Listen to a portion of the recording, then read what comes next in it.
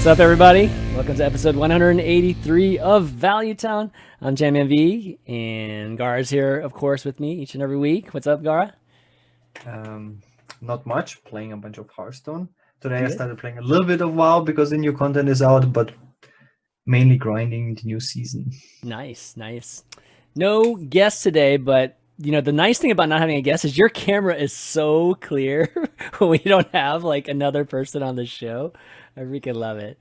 I look like a snack. You look like a snack.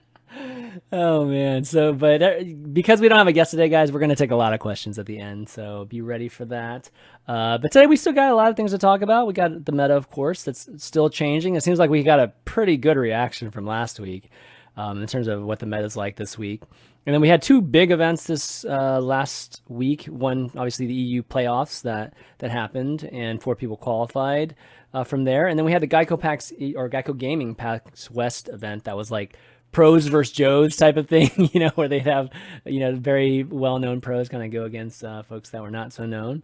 And had a first-time winner there, which we'll be talking about in a second. And then Q&A, of course, again, we'll take some questions from email, but you can save them too in Twitch chat, and we'll read them out at the end. All right, our week in Hearthstone. So you've been playing a lot of Hearthstone, Gaara. Anything particular? It's the first days, right, of the new season. Actually, how'd you finish last season? Because we haven't talked since then. Not good. I decided to go to bed instead. Like, go to bed. Okay. Yeah, because I realized that I'm streamer first. I stream 8 hours a day, and you basically in the end of the season you have to play 30 hours straight. Oh my god! Around 30 hours straight to get your finish guaranteed. Mm-hmm. And I just can't justify that. It's like it messes up your entire sleep schedule, but also your entire stream schedule. I did it for I started doing it on the first day because of ASA finish, but I couldn't do it to try to get an NA finish. Yeah. So That's I brutal. got to like 250 or something, but that's not a finish. In Europe, everything that is not top 20 is not a finish. Oh man! Only top 20 counts. If you got top 50 finish, it's a fail of. Yeah. Well, it's so competitive in your EU, so I can totally see that. But yeah, I know what you mean, man. Stream. I don't know how people do it. Like they stream and then they'll just play a ton. I think some people just take off, right? They just don't stream like those last couple days, and they just play straight. So most do that. Yeah, pretty much have to do that if you're going to try to make it in. But anyways, like this week, you know, I guess, you know, after this kind of grind at the end, anything cool you've been playing this week? It's going well. I'm almost legend on 2 servers now. I got legend super fast on 1 server in like 1 day, and I'm 2 games away from 2nd server legend. So after 5 days, that's like pretty good. Usually your aim is like after 6 days. Yeah. And I didn't even play on Sunday, so that's really nice. It's going great. I'm playing Shudderwock Shaman. It's working insanely Shudderwock Shaman. Wow. Okay. Is it the tempo one, right? Like just like the old one? The old one? Oh my gosh. What? Is that actually doing well? I totally missed it if it's doing well. It's by far my best performing deck. I feel like I can beat everything. I can even beat Quest Rogues. So it's just a deck that can beat everything. Togwiggle, Barco Warriors are like 3-win whenever you face that. I can even beat Token Druids. I beat like every Token Druid I faced, and that used to be also a counter decked. Wow. Because you play double MC tag and you have the Elsa. Is it called Elsa? The elemental that gives you double Lightning Storm. That card is such a huge buff to the deck. It's actually. Well, who is it? Elsa? What? Which one? Elise or Elsa? Like the 3-mana elemental that double. Oh, the Storm Surge? You mean the Electra? Yeah. The legendary, right? Yeah. That card's amazing against Token Druid because you actually get to, you know, do Lightning Storm twice, right? Which is perfect. Wow, I didn't, you know, I've definitely seen it a little bit, you know, like on streams, but I didn't actually realize it was good. Let me actually let's just look at the stats for this. Like, so Shudderwock Shaman, okay, it's good. Okay, the stats look okay. Odd Rogue. But for Shudderwock Shaman, the stats on HS Replay always look super bad. Even when it was really good, it was always like 40%. I think it's just because too many people play it badly. I think that's what I think. For me, it's deck and on HS Replay it looks like like Token Druid like this. This is really low. Yeah, I won every Token Druid match. But it's like you have to map out the entire match and know what you have to Yeah. do. Yeah, it sounds like it sounds like the skill cap is super high. This is our time. Sorry. It accidentally ran that video again there for like a crazy person. But yeah, so it sounds like the skill cap is super high. So God, we will have that soon, man. We will have that eventually, where we can actually see like how like really good Shudderwock Shamans perform versus people that are not so great. Wow, that's awesome, because I've just been doing pretty much what everybody else has been doing, playing either Token Druid or Death Rattle Hunter, or even Odd Paladin. I think it's not even a bad time to play. Actually, you know what it is? It's a great time to play Secret Hunter. That's what it is, because I kind of realized, and I realized that like a couple days ago, and then sure enough, I go to the site a day or two later, and it's like Secret Hunter's #1. So but the first server, I just changed to Shudderwock on the second server, but first server I did Legend with Tempo Mage almost exclusively. I with saw like that people 90% doing win that. rate. So Just you were one telling day. me about that last week, right? Like you had a lot of success with Tempo Mage, and then It just punishes greed the best. It's like the best face deck in the game. yeah, you think definitely Like from the pure face decks, it's definitely the best ones. If you don't count Outroke, it's definitely better than Outroke in like how face energy it is. So it really punishes like greed. People are playing like Questroke. Whenever you face that, that's a free win. That's obviously nice. But whenever you face Barco Warrior, that's an auto lose. So extremely polarized matchups, and this is what people really hate or seem to hate.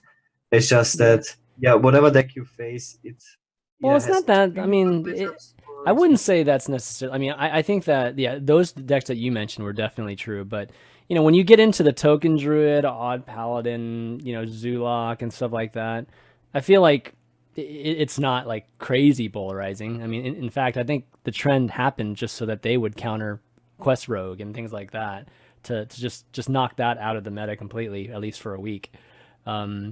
At least the legend, the ladder meta, not so much the event ladder. So I think that's kind of why we've seen Secret Hunter, rise to the top, because we saw this during the week. This Death Rattle, Token Druid, and Odd Pally doing super well. And I was trying to tell people like a little tip, like on in terms of like how to figure out what to play at times. Especially if you're like rank 1 or whatever. You just look at what the most popular things are, like right here. And then you go into the matchups page, guys, and just look, top 3 things are like pretty much right here or close to up here. And you just look for basically the red squares. Whichever has all the red squares for the same 3 matchups, that's what you should be playing. So that basically told me to play, Secret Hunter like a few days ago. And it looks like, that's pretty much what's happening. So the trend right now looks like it's aggro. Or just tempo, aggro, just all the way up to some mid range. But, there's no control deck in sight here. Like, it seems to be just gone, right? Because of, just because of whatever the Quest Row kind of thing last week. So is that kind of what you're noticing too? I mean, you're using Shudderwock to kind of go up against some of these decks to successfully, but is that the trend that you're seeing against the people that you're playing? I feel like people are playing everything across You the think so? field, like a lot of different decks. Mhm. Usually you feel like, oh, I face a lot of druids or I face a lot of zoo. Yeah. But now these past 5 days, it feels like people play everything. Yeah. But I feel like when it's a more aggro-ish meta, I think it feels healthier to me at least than when we have a control meta. Because as soon as it goes control, it goes immediately anti-control, and then it's then it's just and then that's what we anti-control. saw. Like 2 weeks Anti-control versus anti-control is not very fun to play. Yeah, they're typically we talked about last week, so it's probably not worth talking too much more. It's just generally not fun decks, and decks that feel good for the game. Meta, like also the games take longer. Like when you play control versus aggro, the games are short, but aggro versus aggro is short too. Yeah. But when you go anti-control versus anti-control, you have like your 1 hour matches. Yeah, and that's why. You might move your mic a little closer. That's why like it's so easy to climb the ladder whenever like aggro is really good too. People just cycling through games super fast, and just got to pick the right one. So yeah, right now I think that's what you're kind of seeing. We talked about even just like what we anticipated going into, or what kind of lineups would be, decent even going into the weekend. And I think just generally speaking, it is an aggro time, which probably is refreshing to some folks that probably like to play aggro over control. But here, anyways, I have the power rankings and the class popularity for a Metapulse, like always.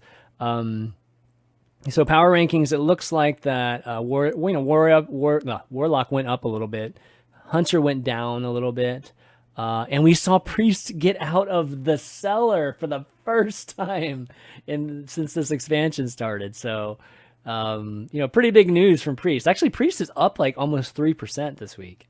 So, what deck is it? What is it that's causing that? Do you even know? I'm not even sure I know what deck that is. I think it can only be Mind Blast Priest. Like if really? if it's a more aggro meta, yeah, because Mind Blast Priest is good to aggro. Oh, true. Yeah. That makes sense. Totally makes sense. Like token-ish decks, like Token Druid and Zoo. Yeah. Even a Hunter against Secret Hunter, like even against Death Rattle Hunter, Priest is pretty good. It just like happens to be good in the meta. Yeah. And not so much like Miracle Rope or whatever. Like the decks that usually counter Priest, not play too much. Yeah, the biggest drop came from Warrior. Like I think the time for the odd Warriors seems to have passed. Now you're seeing some decks that actually do pretty well. Odd Warrior does pretty well against some of these decks. Some of these aggro decks, just not all of them. And I think that's why you're starting to see, Hunters and things like that starting to beat it pretty regularly. And so we saw Warrior drop down to 7th, probably dropped a couple percent there. And Warrior is not so good with this Token Druid because you run no Whirlwinds and no Baron Geddon. That's true. They could make adjustments to run some of those, but some of the earlier like recruitish type of Warriors, maybe they could respond with that sort of thing. Those were pretty good against Token Druids. But we'll have to see if the Warrior players out there do respond. Class-wise, popularity, I mean, it's totally polarized at this point. Look at the discrepancy. It's top 4 have like, what is this, rough math? It's like almost 60% of the entire class, or just class makeup right now. So it's quite a huge gap between Rogue and Mage here. So, yeah, I mean, it's not even 60%, it's 70%. Yeah, 70% of all the games.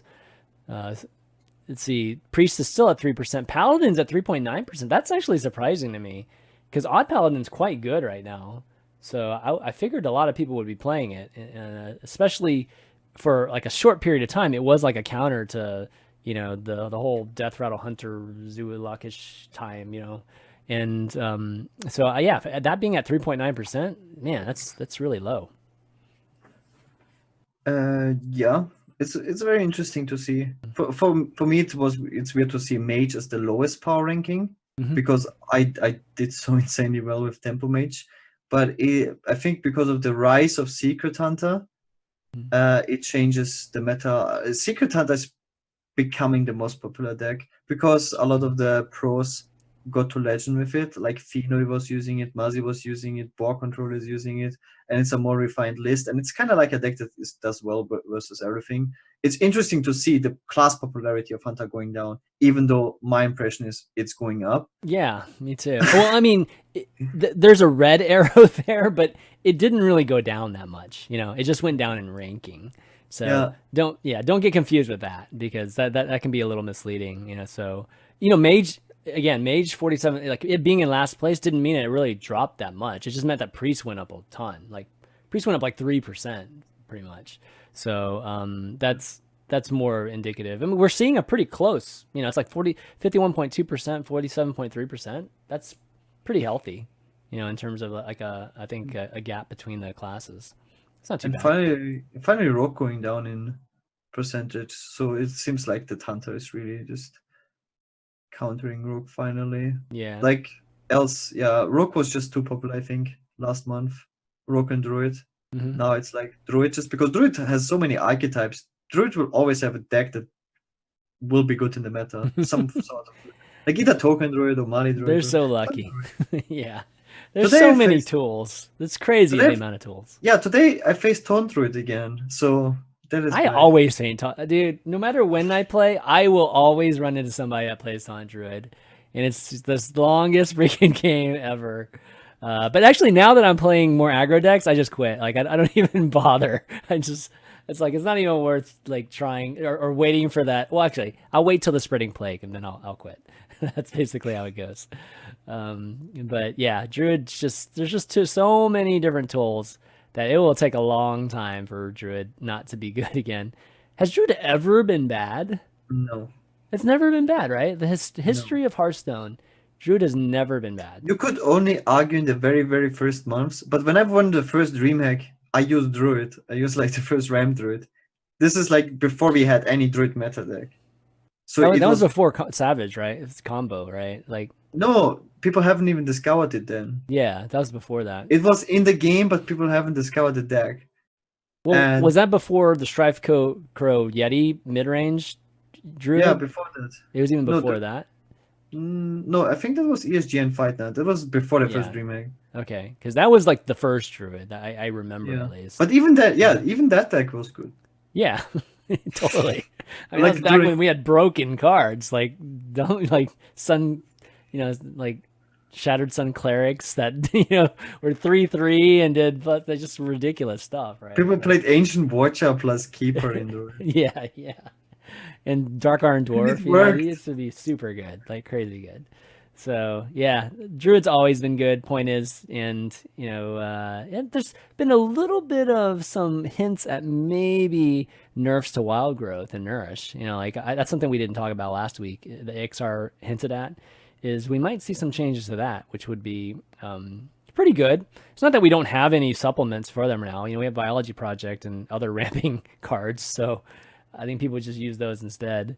But yeah, Druid is set up to be good for a while. Yeah, design-wise, you can't really create new ramp cards that are better than Wild Growth or Nourish. Mm-hmm. But that's what they want to do. They're trying to make these like slightly weaker ramp cards, so people go away from them. But people will always play Nourish or Wild Growth, so that's kind of boring in a way because people play these cards for years. Yeah, and it's hard to create new cards that will see play and Druid that are ramp cards. To be honest, like I'm okay with that. I mean, it's one of those things where there's identity that like Druids are known for that. Ramp Druid, I feel like is completely, or ramp period, obviously, right, is completely connected with Druid. And having like a deck that will always have the ability to play your stupid big cards, in the collection, I feel like is a cool thing. And having the same class be that is okay with me. I wasn't talking about that, but different ramp cards. Obviously, the ramp aspect, but to create different ramp cards that are like that you would play over Wild Growth or Nourish. Yeah, it's impossible. You can't make a better Wild Growth. Yeah, true. There was like this time where people played Darnassus Aspirant, right? So it felt different. It was still ramp, but it was so different.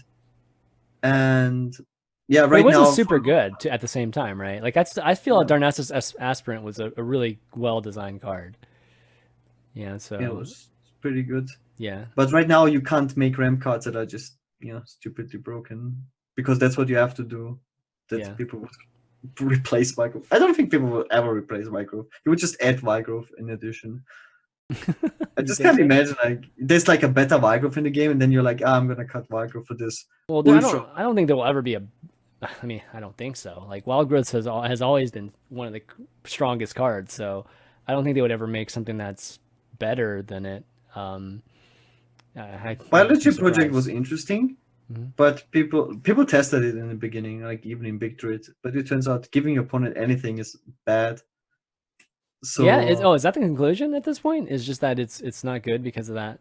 Nobody plays it anymore. But when you went to Aces Replay, a lot of people added like one in Big Druid, I think was the main deck, but I think now you don't even play one anymore in that deck, and that was like the last deck. Yeah, because giving you like you just capitalize as Druid on being ahead in mana and giving your opponent mana. That's not the strength of Druid. Well, Druid is... yeah, I mean, it's not so much that Biology Project should be played on like turn 1 or anything like that. It's just you know, those turn nines for ramp druid are so good, right? And I feel like I'd be surprised if they cut both of them, you know, because just still getting to that turn nine is really, really good with Okard and everything. So, yeah, I It's mean not so. that's interesting because I still play with at least one Mm. in my ramp druid, so I didn't really notice that trend happening. Somebody says it's Oh, played in wild though. Hmm. Wild is so different. Yeah, but it isn't the same problem though. I would think that giving my opponent even more mana in wild is even more dangerous than it is in standard. We have like way, way, way better defensive tools when you have wild, Oh, okay, okay. so it doesn't matter. All right. All right, let's take a look at the top decks here that we've got this week, or at least for the last 24, 36 hours here. And actually, let me blow it up a little bit. Not very many surprises here. I'm actually surprised Odd Warrior is actually on there, or at least there is an Odd Warrior on there. But we got Token, Druid, Death Rattle Hunter, Zulok, Odd Warrior, and Malagus Druid too. Malagus Druid's always just sitting there waiting for its time, and there's always one that always, seems to pop up at least in very short durations. So you see anything that stands out here in terms of any cards or any versions First of of these all, decks? the name, because I find it funny that this is also an Nature's replay called Maligos Druid. This is basically Togwaggle Druid with Maligos in it. Yeah, I mean, it's a hard one to decipher. Okay, like, yeah, we have This to. is Maligos Togwaggle Druid, Yeah, and yeah. this is also the version I was playing in the end of last season. It's Mhm. just it has everything. Like it is basically It Maligos just Druid. throws it all. It's the same Exactly. deck. Why choose? Exactly. Just throw it all in there, and it just will work. It's the best version in the mirror because you can just kill them and do everything. But also you have this alternative win condition. You can just Yep. Hmm. finish someone off with Maligos. So I think that's the most optimal version of Druid right now. The only thing that annoyed me a little bit is that you only run one MC tech against Hunter. MC tech is so strong right now. This is why Shudderwock Shaman is doing so well for me, because you run double MC tech. In every single matchup, you need MC tech, I feel like. Yeah, MC Tech is deciding so many games. It's I've been running double MC Tech for months now, so Odd Warrior, whatever. I pretty much just run. Hunter's the number one problem. Yeah, Like it is. It's what really cards do good. you tag against Hunter? It comes down to just play MC Tech and Yeah, get their cube or their eggs or whatever. yeah. Uh, so yeah, So Odd Warrior's still being popular. I yeah, mean, I don't think Odd Warrior. I mean, I played it for a little bit, like at the beginning of the season.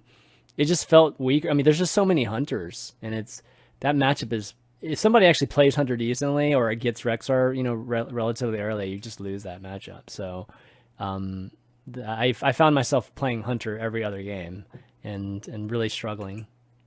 oh yeah, I was playing quite a few decks. I was playing Odd Quest Warrior, and I think Odd Yep. Quest Warrior is just superior to Odd Warrior. I would never play Odd Warrior again. Hmm. Like I normal. mean, it beats Odd Warrior in the mirror, and it Yeah, does better against you hunter win. too. You Yeah, just free win the mirror. yeah. It's much better against Questroke because Oh, Questroke was a Queststroke, right? Not hunter. Yeah, right. Questroke was a turn one concede matchup, Yeah. and now you just win. But you're also favored against Big Spell Mage, which was like also a bad matchup for Odd Warrior. Yeah.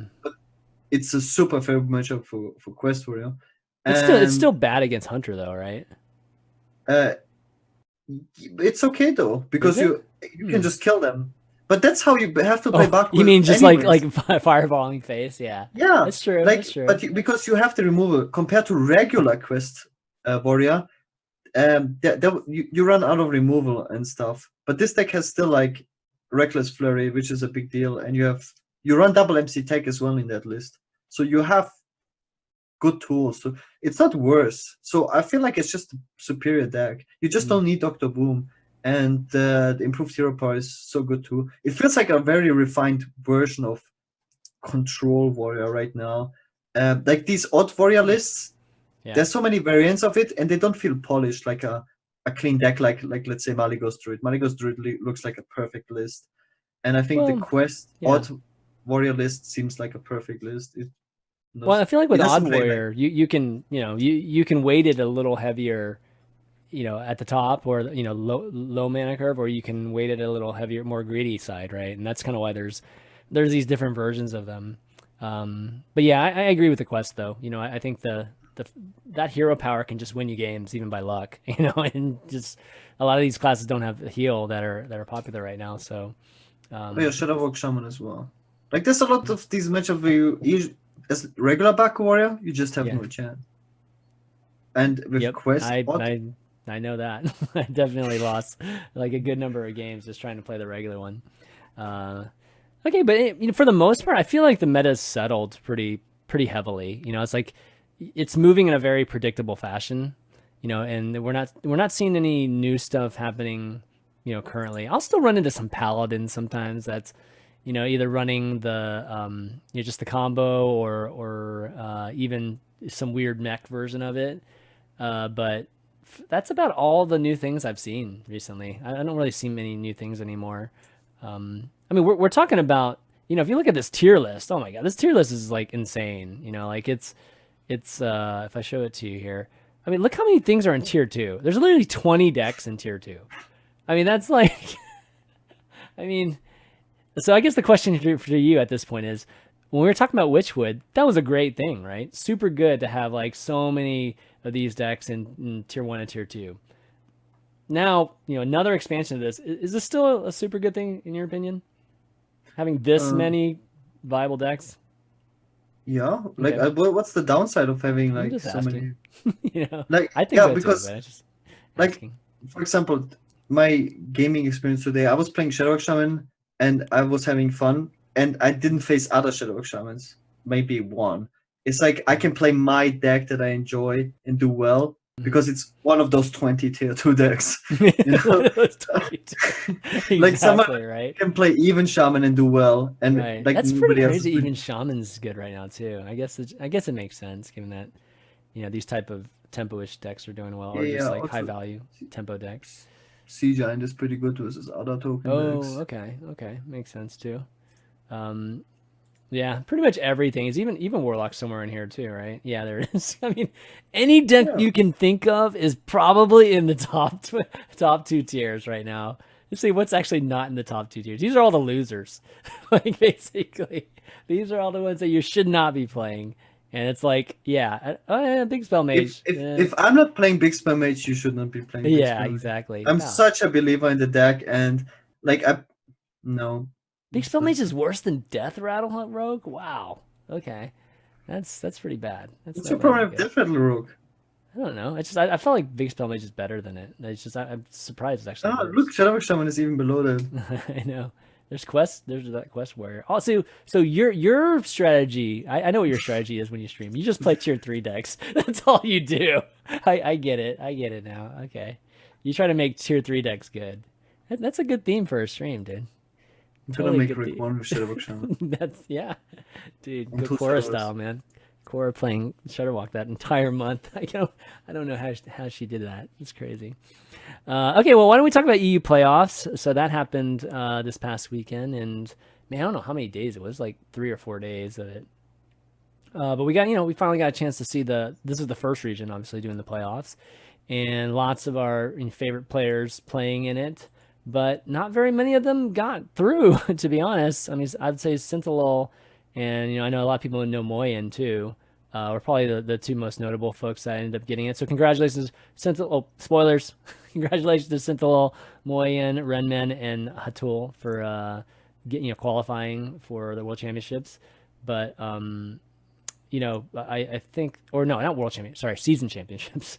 Um, but yeah, for the most part, we saw a lot of streamers or popular pro players struggle, and we talked about it last week as to what you guys were predicting would be the type of lineup that would do well, and you guys were right on because the aggro lineup was just I said destroying. that. Yeah. What I think my quote was at least 50% of the top eight Hmm.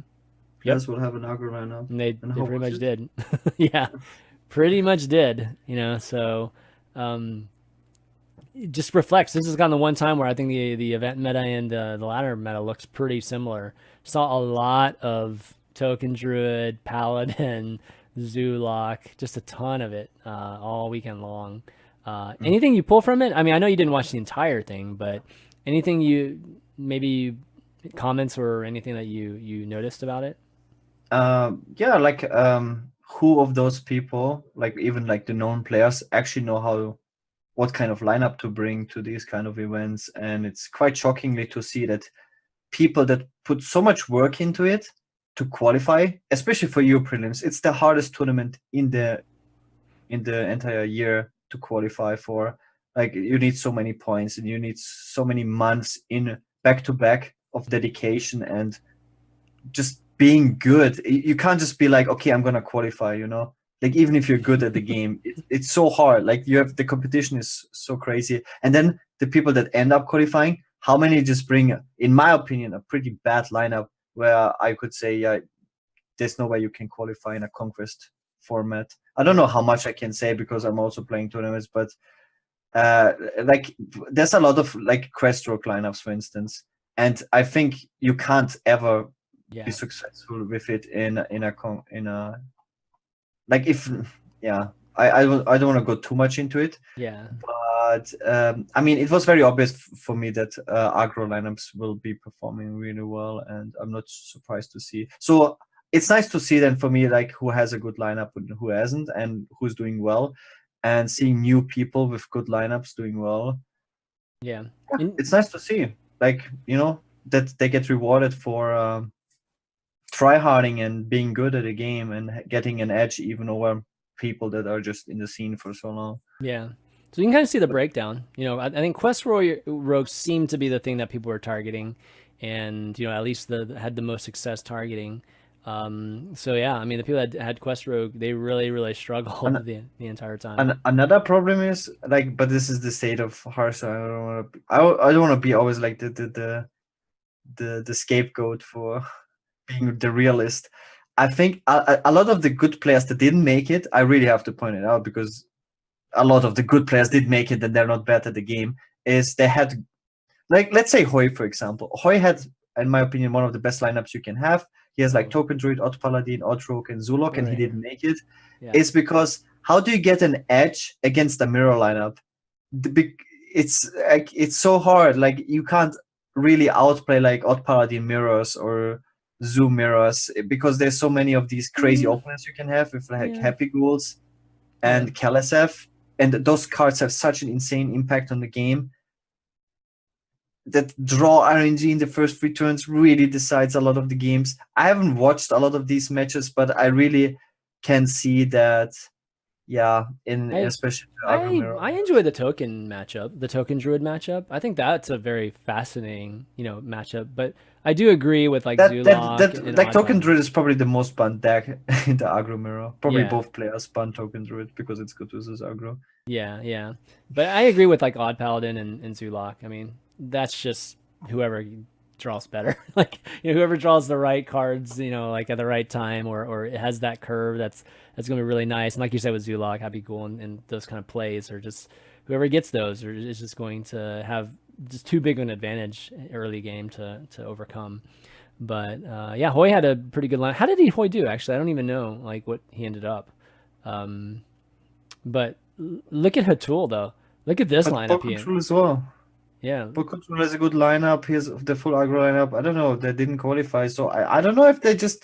I can imagine, because I know the aggro mirrors right now, they are not that crazy difficult to play, and they really come down to draw RNG just because of cards like LSF. And Odd Paladin is so... And a lot of these decks are so reliant on who goes first, who goes second. So I can imagine that, drawing. I thought Boar's lineup was really good too. I was actually a little surprised what I was saying. He didn't get all the way through. Yeah, like he had Secret Hunter in it too. Even I'm sure they banned that though. They banned Secret Hunter. See Renman. I forget what Renman had. Okay, here we go. Oh, he actually won with Quest Rogue. Actually, Renman. That's insane to me. Yeah, I mean, look at this lineup. Wow. I mean, maybe he dodged all the aggro lineups. Well, Renman had a pretty control lineup, or you know, it's kind of anti-control, and then it looks like Hatul had a... I don't even know what you call this. How would you describe this lineup right here?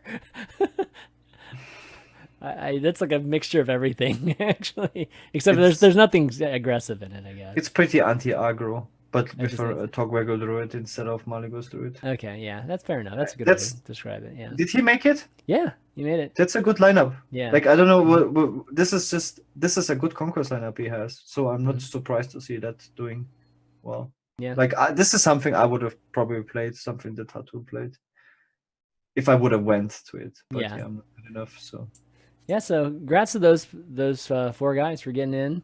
And the next, I mean, the next region is this week, right? It's usually back to back to back, I think, right? I have to look at the schedule. I think 1 week is there's one ACT stop in between. Oh, is it? Okay, maybe that's where Jay was, because Jay was saying he had to go somewhere. So I think, yeah, maybe that's what it is. If not this weekend, guys, it's the next weekend. I have to actually look at the calendar. I always always have to look like on Thursdays just to see. But yeah, definitely be sure to check it out. Like it's definitely great seeing, top players obviously can going at it with these decks. I always seem to learn one new thing, each time I watch it. But we had 2 events this past weekend. The other one was the GEICO PAX West tournament. A little bit different, obviously, just because there's a theme to it. This year they had, they usually invite people, but this year they specifically had, I would say, pro players against non-pro players type of matchups, like all across the board. So in the end, we saw Terrence M end up winning his first event like ever, which is pretty amazing given how good of a player Terrence has been for a while. And it doesn't actually seem that long ago he finished second at DreamHack, but it's been like a year and a half, I think, since that time. But congrats to him. He seems super happy, at the end to finally get that first win. That first win usually is, I don't know, it probably feels like the hardest one to get. So it is definitely great to see him succeed with that. He again played an aggro lineup, pretty much like Zoo, Paladin, Token Druid, ended up winning that way. Did you catch any of that event at all, or no? No, but there's like this trend that people that are struggling for a long time, at some point in their career, they're like, screw it, I'm just going to go full aggro now. And then they start doing well. It actually happened the same with Casey, by the way, as well. Like he was always a control player. But this year, or like by the end of last year, he started just bringing full aggro lineups, and he's just crushing it. He's one of the best performing. He didn't bring. So this week he brought Taunt Druid, Egg Recruit Hunter, Big Spell Mage, and Miracle Rogue. So how can you bring Big Spell Mage? No, I don't know. I don't know. Miracle's pretty rough too. Pretty tough right now, but So anyways, yeah. So that was pretty good. I think Saiyan did pretty well too in the tournament. I think he made the semis. I think just Saiyan made the semis too. It's definitely fun. I was watching Saiyan, like I there were a couple games where I just felt like he just came back, like, which is a really great play, and he ended up like turning some of the games around. So it was definitely I learned a few things even just watching him play. That was really cool.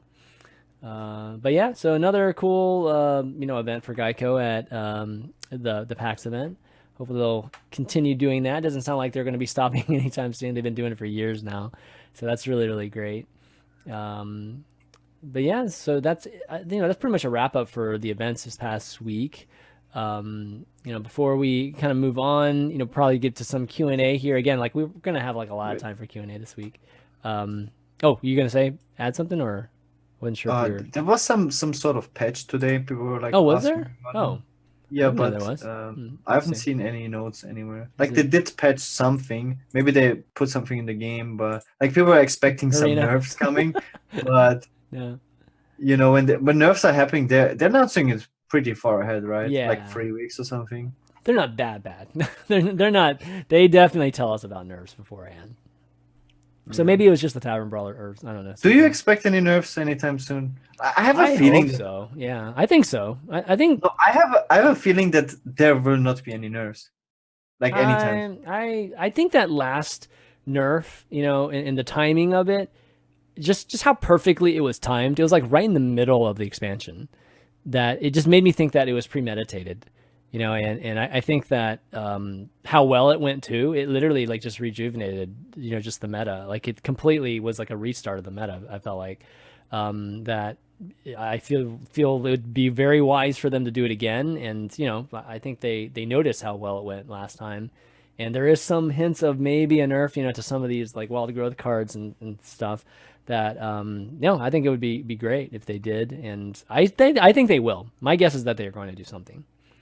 It may not be huge, but it's going to be something. I mean, no matter what they do, it will insanely change the game. You see that all the win percentages of all the classes are so close together. Like it goes from 51 to 48%. So any small change of a popular played card will just change everything. Will it change everything, or will it just kind of like? I mean, it will just polarize it a little bit more, because obviously something is getting worse. Because people always play like decks that counter the meta, right? So if a deck that is good in the meta and it is not played anymore, then automatically the counter decks are not played, and then a different best deck, it just changes everything. Ooh, Final had a good one. Giggling Inventor, 6 mana instead. Oh my god, you know how much things would change if Giggling Inventor just wasn't played anymore? I think a lot of things would change. I mean, at least the strength of some of these decks would go down a bit. I mean, they might still be played, but there's winning rates, I think, would be like right now. I don't think that Giggling Inventor is even that popular. It was definitely super popular last month, but right now, just because is it that popular? Okay, tokens replace it. It's popular.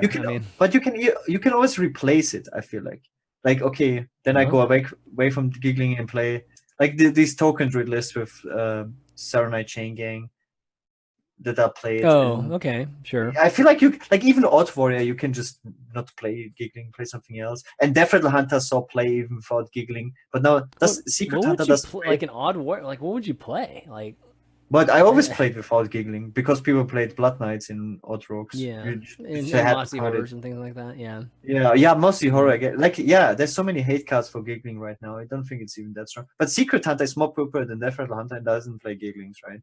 And,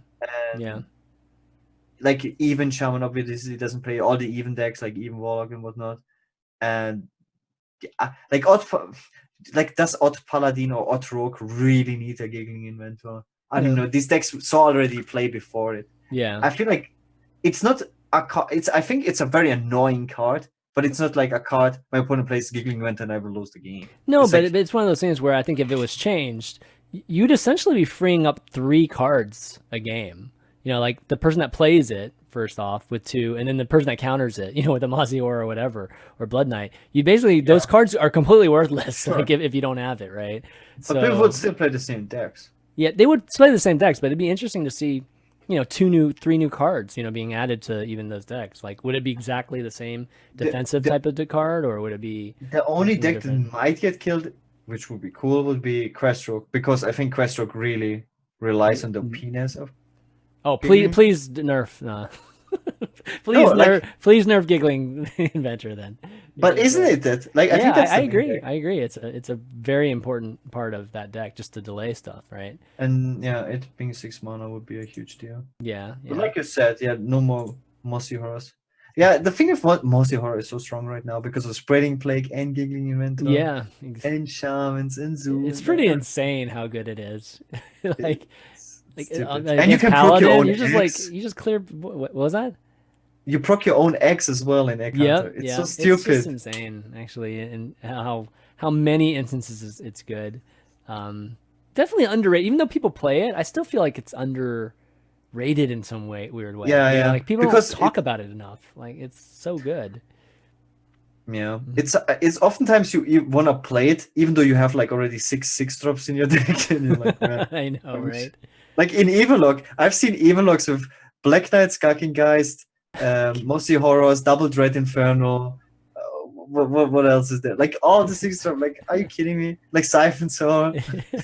Like that entire deck is counters. Like it's pretty funny to see, but it just shows you how powerful or how much value those cards have, and when you can swing the deck that way, Oh, some hunters even play double Mossy Horror, which is so crazy to think about. Yes, double Mossy Horror. You're like, because you get owned by the first one, then you're like, there's no way I'm gonna play around the second Mossy Horror, right? I lost the game because of second Mossy Horror. It was like, then I went like double Serenite Chain Gang. Oh man! Obviously, there's There's never gonna be a second Mossy Horror. I mean, come on. And then, bam, second Mossy Horror. God, yeah, you know the meta is pretty crazy when people can run 2 Mossy Horrors, or at least it's so wide. It's deck. crazy wide, right? Yeah, in a hunter deck. Hunter God, it's a little bit different in a hunter deck than it is typically speaking. But I wonder if they anticipated that. You know, like I have a feeling they didn't. I mean, I think they probably knew that it was obviously a counter to giggling, but they probably, I don't know, didn't see this Death Rattle Hunter being maybe as crazy as it is right now. I love counterplay cards, man. Yeah. Like cards like Mossy Horror, there should be so much more of that. Like not just these super trashy ones, the one that does like 3 damage to every damaged minions. Like the poor man's Deadman's the poor man's Barangeddon, the card that I revealed actually. Yeah. Yeah. The 7/6/6 or whatever. Yeah. There should be like playable ones like Mossy Horror, like way more of it, definitely. Like. Yeah, I like the fact that they keep people honest. You know, like just the fact that they exist and they are being played to some degree really makes you have to second guess playing a certain deck first off, and then secondly just like how you play at the time. Like, do you just commit? It's like an outright risk, right? Like that sort of thing. Yeah, that's why I don't see Giggling Inventor as a problem at all, because you get owned by MC Tech, Blood Knight, and Mossy Horror. And all 3 but are that's insane. how good. But the reason they're being played has somewhat to do with Giggling Inventor. That's why. That's why they're even viable. But there's counterplay to it, so who cares? Yeah, so sure. That's always how I feel. But like nerfing BGH to 5 mana, and then you face 3 mana giants, like turn 3 giant. That's okay. That's a problem. Then I'm like, okay, stepping forward and being like, that's a problem. Like I have no card that deals with it. That sucks. But if I have like these crazy tools that swing the game so hard that I win the game myself after you play this OP card, then I'm fine with it. Yeah, totally. Okay, well, guys, I want to remind you guys we are, we have a Patreon for Value Town. You can go to Value or patreon.com/ValueTown and participate in that if you want to support us and help us continue doing the show. We always like to take time to thank some of the folks that have been doing this for a long time. So our legendary producer, Mike T., as well as Bryce L., Dave C., Michael O., Graham S., 2 Kid, Cameron M., Paul H., Nicholas B., Davisaurus, Nick B., Michael S., Richard G., and Chris C. That's not me. Thank you so much, guys, for supporting as always. And remind folks too that our show is an hsreplay.net show. So go to hsreplay.net, check out the stats today, and you can of course end up picking the same decks that all these pros are getting to legend with, and changing the meta each time. Or so pick the right deck for you basically at your rank and region. You can always find that there. Okay, well, it's time for some Q&A, and surprisingly, Ahmed N doesn't even have a question today. We have one actually from Jason R instead. So he says, so now that we have 2 expansions out this year and the meta has settled, if you were to recommend legendaries from free-to-play players to craft to get max value, and if you exclude the obvious, like Ganon, Baku, and Whizbang, which ones would you suggest to get max value over the next year and a half? It'll be pointless to craft anything rotating out at the end of the year, of course. Yeah, so anyways, what are the best legendaries to get the most out of the remainder of this Year of the Raven? Floop is number 1 for sure. Okay. Yeah. In every druid deck, every single one, and there's like 5 tier 1 druid decks. So definitely it will be my number 1 legendary. Like is it from the entire year? I mean, it's for until the next rotation, right? So like do the decays count? Like all decays, I think Rexa is. Oh, decays? No, decays aren't going to be around for that much longer. Yeah. So I mean, you could make an argument for it if you want, but I don't think you're probably going to get very much out of that. Yeah.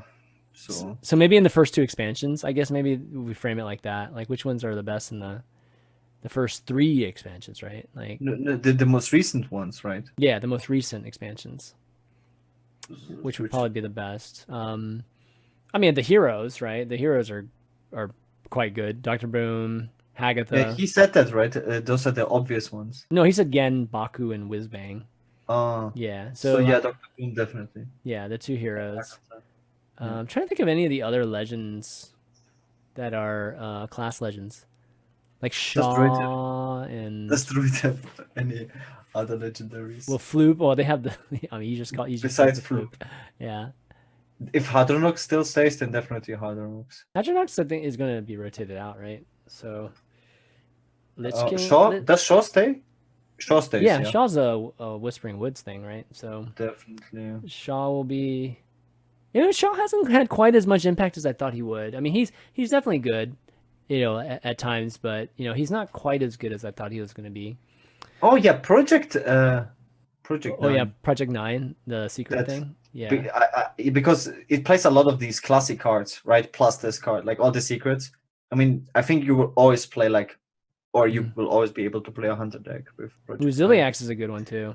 That's an underrated card for sure. Like I think people like appreciate it whenever they get it, but they don't really think about it beforehand. You know, it's like, okay, if I have an Omega assembly or whatever, I want Ziliax, but to actually play Ziliax, you know, like people probably don't think about it quite as much, even though most of the odd warriors do play it.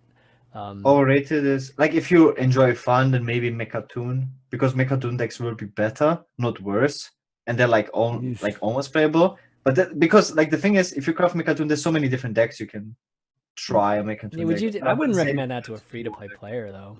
Oh, free to play. Yeah. Yeah, but the none of the legendary spells except the Zoo one. Maybe the Zoo one is not honestly not too bad because Zoo is a pretty cheap deck and is always like good, especially for new players. Zoo is always like playable, and yeah, the 1 mana, yeah, sure, right? I mean, the 1 mana legendary spell, sure. I mean, free to play, I would probably look at non-class cards, right, for value. Like, what are some of the non-class legends that might be? Oh, Electra is also safe craft if you want to play Shaman. That's for Shaman, sure. Yeah. Because Shudderwock stays as well, so definitely Shudderwock. Mm-hmm. Right, let me see. Yeah, okay, we got here's the list of legendaries. So, kind of go through them. So if we look at only neutral cards, okay, these are what we're talking about. All right, Zola. I think Zola's gone too, right? Pretty soon. Azalina. Oof. King Togwaggle. Is it worth it? Is it worth getting the King Togwaggle? Yeah, there's not that many to choose from, really. Oakheart. That's so specific. Yeah, there's not that many to choose from a neutral standpoint. But class cards only. Here we go. Kingsbane. Is Kingsbane worth it? It's so specific. It's such a high skill. Definitely not for a new player. Are you kidding me? Yeah. It's one of the hardest decks to play. Yeah. And it requires so many DK. And Valera is rotating out, so no Kingsbane. We got Stargazer, Luna. Shudderwock though. It's very good. Yeah. Okay. Well, I think that. And wait, Joffrey stays? Then definitely Joffrey. Which one? Oh, this one, Godfrey. Yeah. Yeah. I call him Joffrey. It's so much. I feel like we barely see him anymore because like control Warlock. But it's still such a powerful card. Yeah, it's just because Warlock is not that great. Yeah. But it's like one of those 20 tier 2 decks. It's still playable. Like Sivka gets like top 20 legend with like control Warlock, easy peasy. It's a one of those 20 tier 2 decks which you can play. Yeah. Tarim, somebody suggested Tarim, but Tarim's going to be gone soon too. So that one's a tough one, I think, to try to. And you get Tarim from Stonehill Defenders. I mean, come on, bro. Yeah. You have to. That's true. It. It's very true. That's kind of like what I was saying with Ziliax, man. You can get like it from Omegas and you're fine. Poor Priest. I don't think Priest has anything I would want. Oh, we don't want Priest. Yeah, we don't want Priest. Oh man, just enchant the class for some free bad dust. times. Yeah. Okay. Any other? I wonder how many questions? How many people would disenchant the class for like 1,000 dust? Like if you could do it. Disenchant a class? 1,000 dust. You literally disenchant the entire class cards. That would be brutal, man. But for like a low dust amount, like 1,000 dust. Like dude, show your class hate. No, it would be interesting to see how many would do it. Like, I don't know, man. That would make my heart drop if I think disenchanted all of one class. Even if I don't play it that much, it'd be like, oh god, that would hurt. It hurt really, really bad. Okay, some more questions, guys. Anybody? Let me see. You can check. Let's see email here. See if there's anything else. Go ahead and ask in chat, guys, if you guys have any questions. it's been kind of a quiet week outside of the tournaments, so not as much to go over. But let me see. I don't even look to see if there's anything. There were like only like a bunch of artifact news. Oh yeah, artifact. So we're going to talk about artifact. I feel like everybody's retweeting artifact codes right now. I'm doing it. No, but we can actually do one interesting. The model of artifact, what they want to do. I don't know if you read about that. Like compared to Hearthstone, is very interesting. Is that they want to give like every player like 10 packs and the same starting decks, and everything else in the game is only unlockable through trading or through money. But you cannot unlock any more cards for like playing. And that's like such a bad. That doesn't sound good. Like yes, that doesn't sound good for free to play players. That sounds terrible. That's like, horrible. Yes. Yeah. So it's not free to play then. It's not at all, right? Like no. You can't even earn so you can't earn virtual currency. You can trade. Yeah, but can you earn virtual currency to do something with that? Like really? That's how it is? That would be terrible. God, that would be really bad if that's how it is. We're still like almost 3 months away from the launch, but this is like the current. Have you played it a bunch? Like you got one of the early. No, I'm one of those 20 retweets. Dude, hook me up.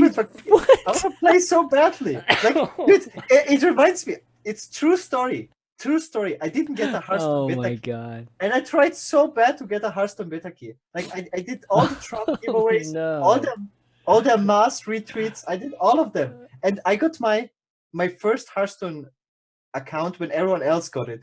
And I won the first tournament I entered. Like all of them actually. Well, I guess I feel kind of bad because I have one. I have a beta key. No! I've had for like I feel like it would be the almost same 2 months now. Yeah. But and I played for a little bit. You know what was cool about it is that they were, they for a long time they were running like these beta tournaments. The Valve team. So all everybody that had a beta key could actually enter in these like tournaments that there was prize money for. I'm not sure a lot of people, knew that or not, but yeah, so they were really trying to test out, just kind of the competitive aspect of it. But I played it a little bit. I haven't gotten a chance to really dive into it. It's kind of overwhelming at first, to be honest. Like this whole, those of you that are not familiar with Artifact, basically what they're doing is they're combining, like Dota with a card game. So it's like a MOBA in terms of, you have these lanes, and there's basically 3 lanes, and then you have your cards that you have to like use like on these 3 lanes. And then there's like the objective obviously in these 3 lanes is to kill whatever is equivalent to like a boss in Hearthstone. And it's like a tower, right? Like in MOBAs, they're the towers and stuff like that. So that's pretty much what it is. And I mean, there's definite complexity. There's like heroes and things like that you can add to the lanes, but it's way more complex than Hearthstone. Like at least my first impression of it is it's way more complex than Hearthstone. For but me, it's interesting. I will play it for sure. But what I was worried about is it feels spectator-wise, it feels to me like Gwent. When I was watching Gwent and I was playing Gwent, I had no clue what the hell is going on. Right. And I feel absolutely the same about Artifact. Like if you're not actually playing, I know already so much. I read up and watched so many YouTube videos, but I never played a game of Artifact. So for me, it's so hard to follow what is going on in the game. It is a little hard to follow. I'll give you that. Because again, like you have 3 different lanes that are full screen. So whenever you switch lanes, it's full screen. Like the whole lane is like full screen. It's not like you're playing 3 lanes at the same time and you can see all 3 of them. So it will be kind of hard to follow. Like I don't disagree with you there. They have a challenge there, spectator wise. I wonder how Hearthstone feels for people that never played Hearthstone and just watch a game of Hearthstone for the first time. Like how, if they have like some rough understanding what is going on. I feel like with Hearthstone, yeah, I think so. I mean, I think it's pretty clear that you kill the guy. There's another guy, like another hero that you're killing, and it's pretty straightforward. I would say, right? Like because you see this like when someone equips a weapon. Let's say Garrosh equips a Borax and he has 3 attack, and then it attacks a 3 health minion, and then it dies. I think even if you have absolutely no clue about the game, you can just see what's going on. Yeah, I mean that's why Hearthstone's so brilliant, right? Like that's why the the UI, the feel, just every that kind of aspect of the game is like the best. I mean, it's hard to imagine a game that's actually better than Hearthstone in that regard. You know, the animations and just how it feels that way. I don't think, from what I've seen of Artifact, it doesn't have that kind of feel. Like I don't feel as good like controlling the game, you know, and throwing the cards down. I don't have that the same sensation when I'm playing Artifact. But you know, again, it takes some time. You know, like it takes a while to actually get used to playing another game too, and you know, to really be fair, you have to give it as much dedication, you know, as you have with Hearthstone to be able to judge it. But for sure, the complexity is there. You know, like if you like more complex card games, I mean, I think that, you know, it's there, and that means, you know, I think the skill difference will be, you know, just a little bit wider because of that reason. You know, like the good players will be, you know, noticeably better than say, you know, I don't know, even just like your legend player, like a top legend player is going to be way better, way better than like a regular legend player, you know, there, whatever's equivalent to it in Artifact. So, yeah, it's kind of crazy. It's only 3 months from now. I totally didn't realize that. It makes sense given that they're promoting the hell out of it now. In the first tournament, isn't it like huge? It's like $1 million. $1 million $1 prize million pool. bucks, man. That's crazy. I did some maths. It's like if I would go to every single HCT tour stop, Yeah. it would take me 4.5 years just to play for the same prize pool than the first Artifact. That's crazy. But anyways, there's some questions in here. Getting off of Artifact. Valentine is not an Artifact podcast, but West Coming for you soon. too. Yeah, exactly. Are you guys surprised at the number of Mechatoon decks in APAC playoffs? How many were there? Yeah, actually, I didn't realize there were that many. But you mean just generally speaking, the fact that there are a bunch, yes. I'm I would say surprised the now. answer is yes. I'm surprised, yeah. I don't even have to know. But the fact that there are some, yes, definitely surprised, because I don't know, like the best Mechatoon deck I've seen is the Stripecrow one, you know, and it's been probably modified just a little bit since then, and it wasn't that, you know, it wasn't that good. You know, I mean, it was good for a brief period when nobody knew what to do against her or whatnot. But in this kind of fast meta, that's pretty terrible, isn't it? Isn't the Mechatoon deck god awful against aggro? Yeah, it's very similar to Questroke. I feel like it doesn't matter that much what kind of anti-control deck you play.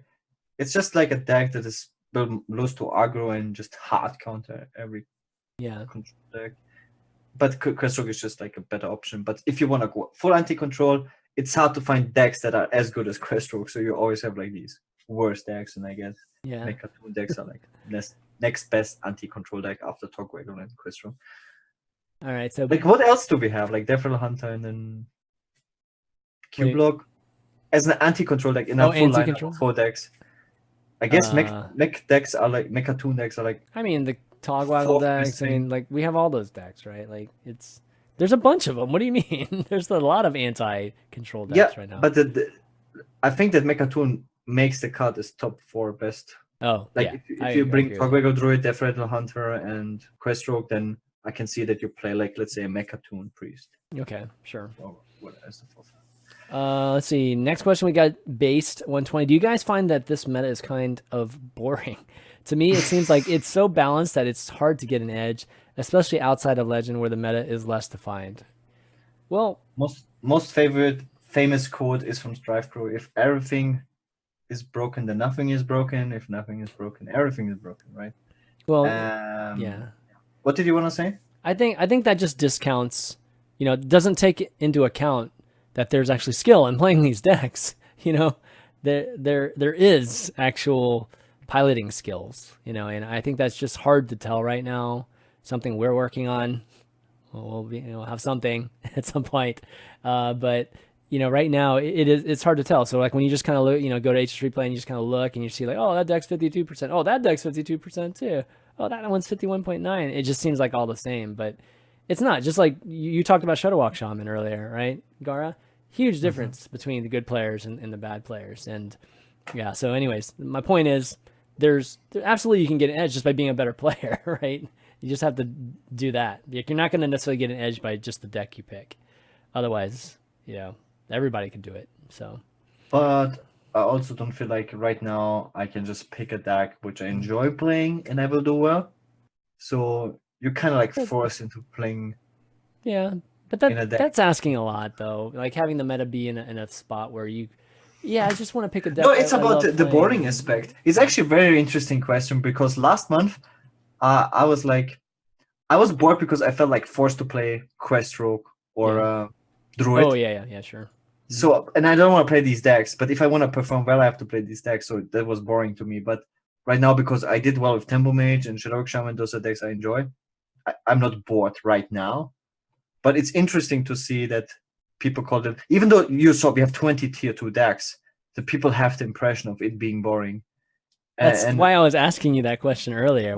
Is this a good thing that we have that many and people are kind of getting used to it now?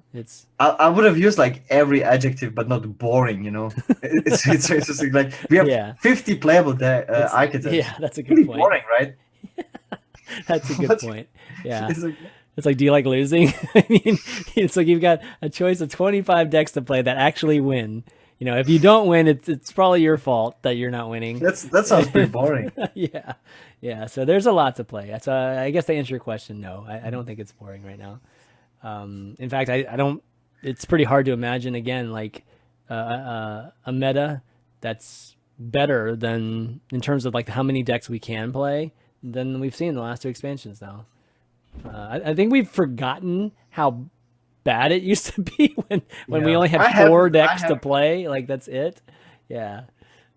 I will never forget like Tusker Totemic and Yoxaron. Yeah. Never. It's impossible. He plays coins Tusker, gets like Totem Golem, and then I guess I mean, it wasn't even that long ago. Like Q Block, you know, and J Druid, and I mean, that's not that long ago. Like those decks were all like, or even just Aggro Pally. Aggro Pally was like #1 for, man, I don't even know how many months in 2017. So so let's see, another question here. Anything? Call this one. Let's see. All right, last chance questions, and then we might actually wrap up a little bit earlier today than we normally do. I gotta get to a dinner after this, anyways. This is my birthday today. Oh my god, Aggro Pally was annoying as. Yeah, so it's not annoying right now. Like you don't face a lot of them. I've been playing a bunch recently. I don't know about everybody else, but I think I think it's very important how frequent you face a deck for it to be annoying or not, right? So if you like, it's the same with Shudderwock Shaman. I think losing to Shudderwock Shaman is incredibly frustrating, but when you face it like once every 50 games, it's not bad. And you're like, who cares? It's the same with Questroke, right? It's like this frustration comes when you play Baku Warrior and every 4th or 3rd matchup is a Questroke. Then you just want to throw the screen out of the window. But if it's like once every 20 games, then you're like, whatever. Right? The frequency is so important. Yeah. And again, that's why you have to kind of look at, again, this chart. This popularity chart is so important. It's another plug for premium, but it is. I mean, seriously, I use this table a ton. This table and then going straight to the matchups. That's like literally my formula for figuring out what to play when I want to counter the meta and not just play what's on top. How much would you say you improved as a player since using HS Replay? I mean, if you count like the deck I should be play and the mulligan guide, I mean, I think that's like huge, like crazy huge in terms of the results. Probably like, I don't know, I probably get it. I mean, I don't play a ton these days, but I probably get around, like 1500 legend or something like that.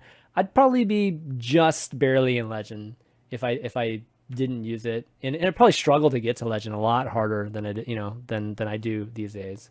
So, I think it makes a giant difference. I think if somebody that's like rank 3 like regularly, I think they can get to legend. Like, to be honest, if they pick the right decks and they know how to mulligan, I bet you they get to legend like pretty regularly. Wouldn't you say, Gaara? Like, just that's so important, right? Like playing the right deck in the meta, and then because I get this is probably the most common question I get is like, what is the best deck to get legend to?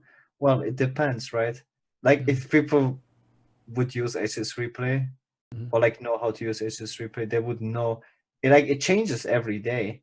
Like if right now Money goes through it, also any changes on every server. It changes on your region. Look at the different regions. Oh, well, China's the most different. Look at China. Holy crap, China's like way different. You know, of course we don't have quite as many games in China, but still, look at this. It's like, look at Gaara should be playing in China. That's just what George Card's been playing in China. Let's go. That's pretty much what it means.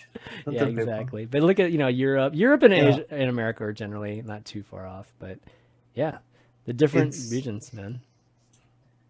Yeah, it's very different, and it depends on on time of the day and on which server you play and on which rank you are. Like if you go from rank 7 to 5, like I actually did like one run completely HS replay. Like as soon as I climbed one rank, HS replay shows a different deck. Oh yeah. So like you're going for, like he's saying, right? 7 is like this. And I did that. Like I climbed with like, you have to imagine it was like crazy because I went with 80% win rate with Control Warlock from like rank 5 to 2, and then HS replay told me to play even Shaman, right? And it's such a weird thing. I have such a good win rate, and now this wants me to switch to even Shaman, and then I did it, and then I had an insane win rate with even Shaman. Look at this! Works. Look at this! Look at this! Right? Yes, okay, go ahead. Exactly. It's so like as soon as rank 3. Oh my god! You should do the experiment, the HS replay climb. Just play the tier 1 deck. HS replay tells you to play. Whenever you climb a rank, switch. Yep. I think this is a problem. You see, look, from rank 3 to rank 1. Yeah, on all 3 floors, completely different best decks. Yeah, I mean, generally Secret Hunter is still just good. Well, Secret Hunter, see, look, Secret Hunter isn't even anywhere to be found at 2. But it's also like people should have like an open mind and not be like, okay, this is 100% the best deck because HS replay tells me. Yeah. I mean, you know, people having brains as well. Those are like real people you play against. Yeah. So it's just to get like a pretty good understanding of what is good and what should be good. I would say like, you know, this is like kind of the quick, easy answer if you kind of want that just by going through our meta or just our meta tiers that way. It's only Legend.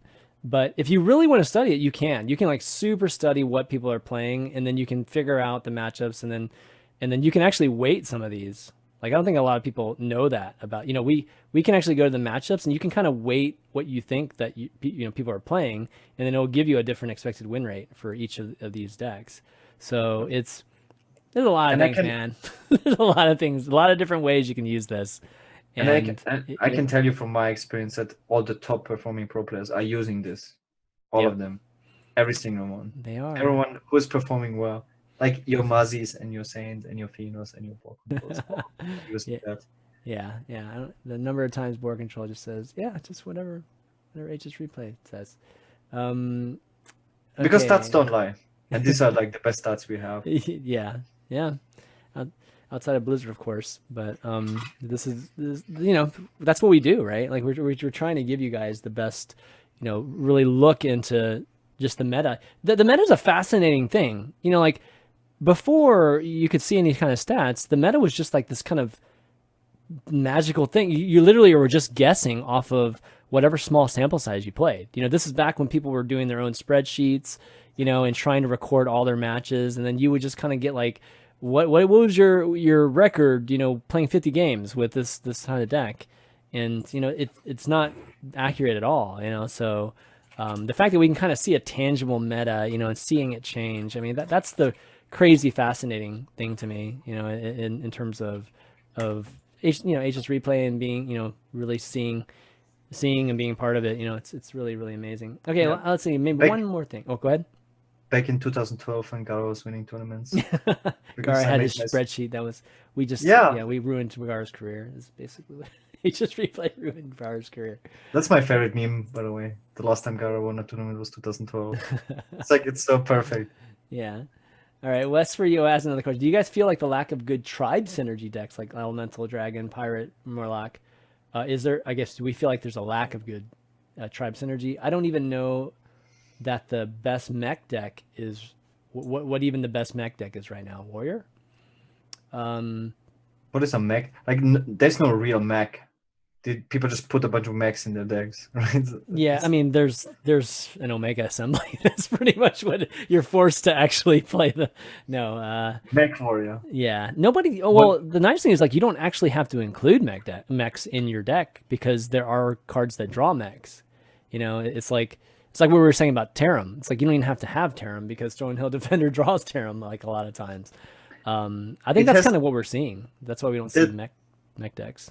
From a game design perspective, it's extremely smart, interesting, but also stupid at the same time, right? Because some outcomes are so much better than other ones, right?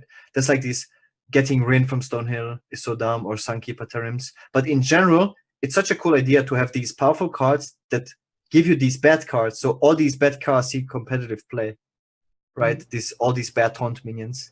Every basically taunt minion in the game is relevant just because of Stonehill Defender. Yeah, it's very good to have these cards, but yeah, only like the balance point is like that you can get Lich Kings and stuff. It's really yeah. I mean, the question really wasn't about Stone. It was more about just synergy, and I think that like the cards that tribal synergy, it's related to that question is that we don't have to play like back in the days these super synergy decks, right? Right now we can have these hybrid mech decks. Like Hunter is playing like a few mechs. Odd Warrior is playing a few mechs, or just Omega Assembly to get these mechs. Is that like a good thing now that we have these hybrid synergies? Or like, when they go all out on the synergy, like the hand buff mechanic. So if it's not good, it will not see any play at all. Like right now you have these cards that it's like you have these synergies, but you don't have to go all out on the synergy. Would you say it's a good thing or is it a bad thing? Yeah, I think it's it's kind of hard to say because I think there's the whole tribal synergy thing. To your point, is that it's very simple. Like most of the time, if there's a tribal synergy like elementals, for instance, like what to put in your deck. If you're going to build an elemental deck, there's not very many things to choose from, shaman wise or whatever. You just literally throw in all those cards, and that's like your deck. And for the most part, it's just curve stone. Like curve stone. Some of these cards have more value than and probably a good thing right now is that Curvestone isn't good enough to be good. Otherwise, it would be super boring. Like that literally wouldn't require that much skill. So it would be cool to have like synergy spell cards because we only had minions so far. Like what? Like if you played a certain spell, that you have like a more powerful spell.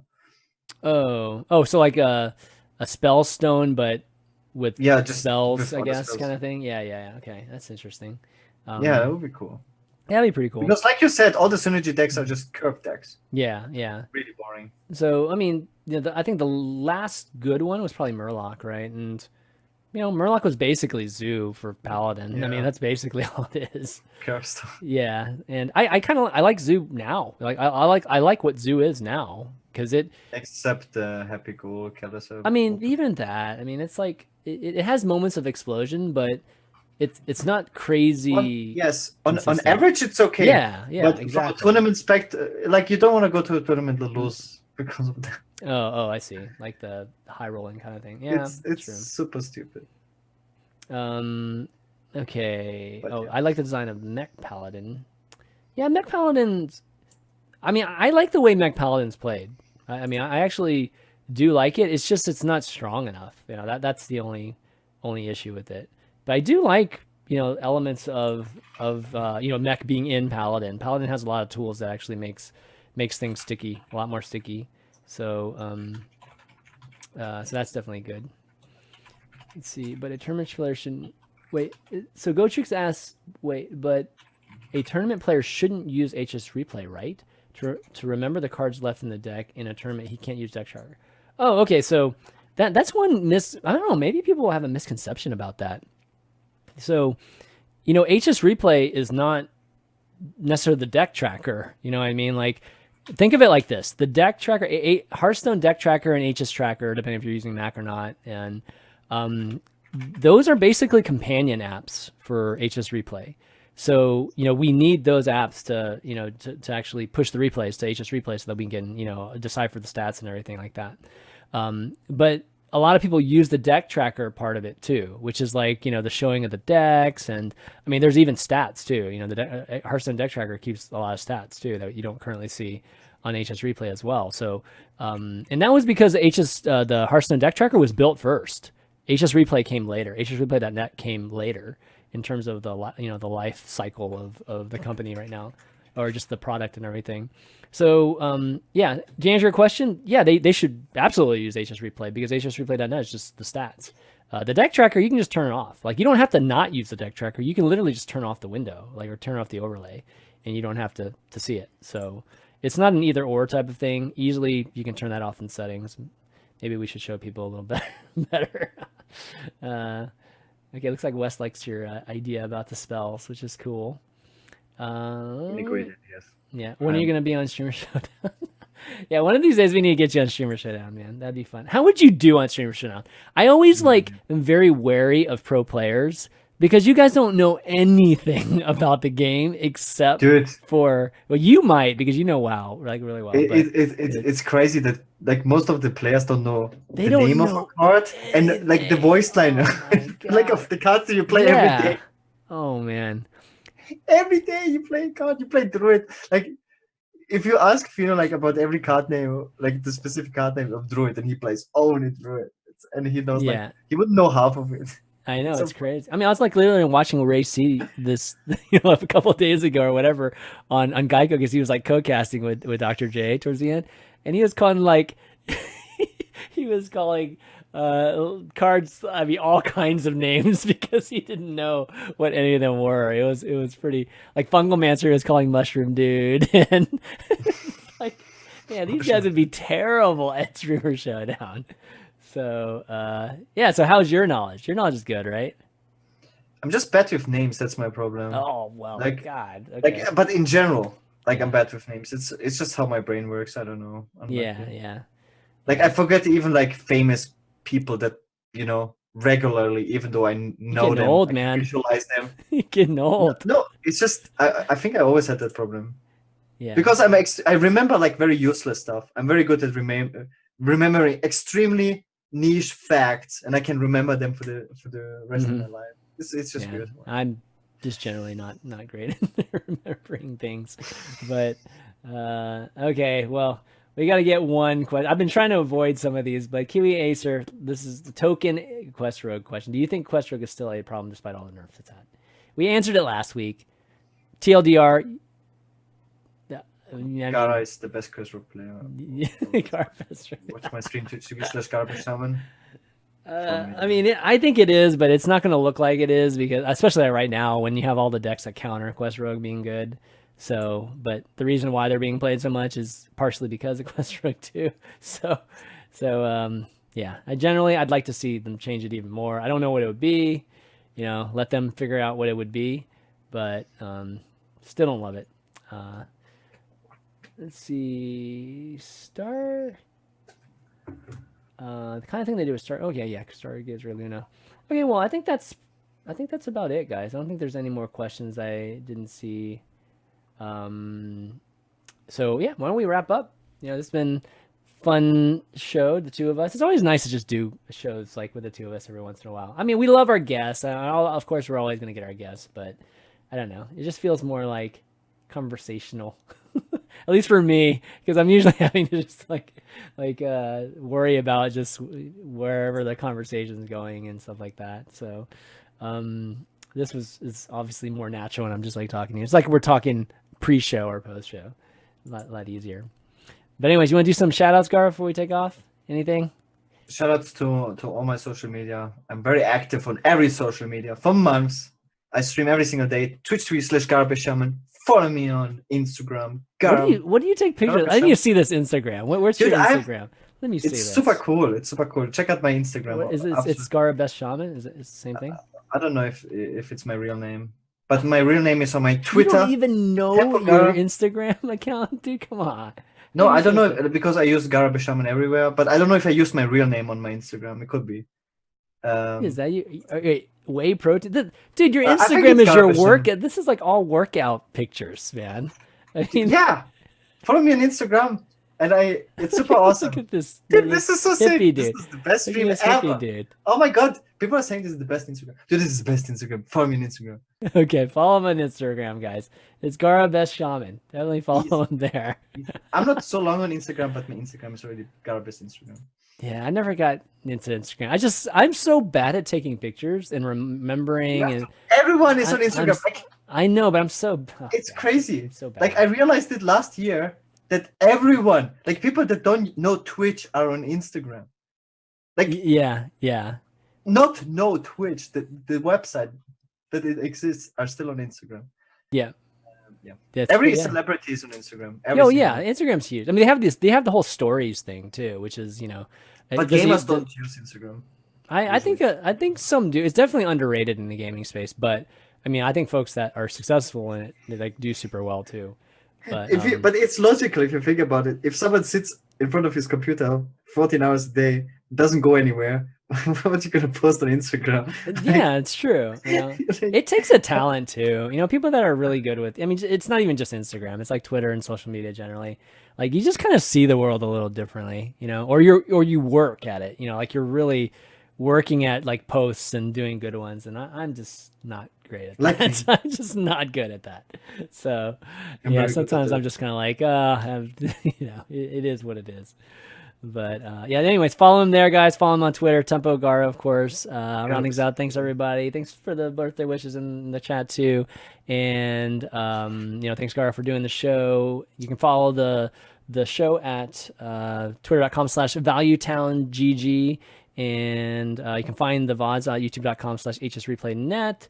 And then you can also find the show on all the audio channels you want to listen to on the way to work or whatever, on iTunes, Google Play, and Spotify. SoundCloud.com/ChanmanV too, if you want to just search for Value Town, search for Hearthstone. You'll find us. Leave us a review if you enjoy the show, because it helps folks find a podcast if they want to find an awesome Hearthstone podcast too. But guys, that's going to be it for the show this week. For Gaara and myself, ChanmanV, we'll see you next week. Peace.